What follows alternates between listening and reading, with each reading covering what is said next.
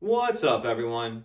Welcome to the video. Today we're going to take a look at how to get a 2023 Toyota Corolla unlocked, opened, and started if the key fob dies.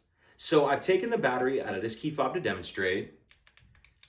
As you can see, none of the buttons are working and our vehicle's locked. So the first thing we want to do is remove the emergency key that's in the bottom of our key fob. That's done by pressing this release on the back of the fob that my finger's on, and the emergency key will pull out like that. Now we're going to use this emergency key to unlock the driver's door, but as soon as we unlock the door, the vehicle's alarm is going to start beeping. How we're going to turn the alarm off is we're going to get in and put the ignition to the on position. How we're going to put the ignition to the on position with a dead key fob is without pressing the brake. I'm going to press the stop start button, and then I'm going to hold the key fob up to the stop start button, and it will put the ignition to the on position. I'm going to show all this to you. I'm just going to be going kind of quickly, and the alarm's going to be going.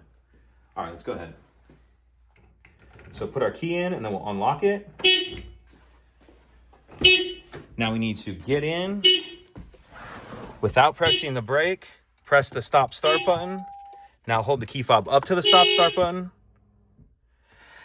And I didn't quite get to it in time. You heard right at the end there, the full-blown alarm started going off. But as soon as you put the ignition to the on position, it will stop the alarm. And now once our ignition is in the on position, we can then start the vehicle as we normally would. So brake, stop start button. And once the vehicle starts, you'll be able to drive as you normally would. And the only other thing you'll need to do is replace the battery in your key fob as soon as you can.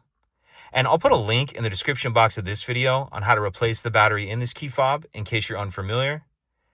If you have any other questions, please let me know. If you could take a second to like and subscribe, it helps us out, and I'd appreciate it. Thank you.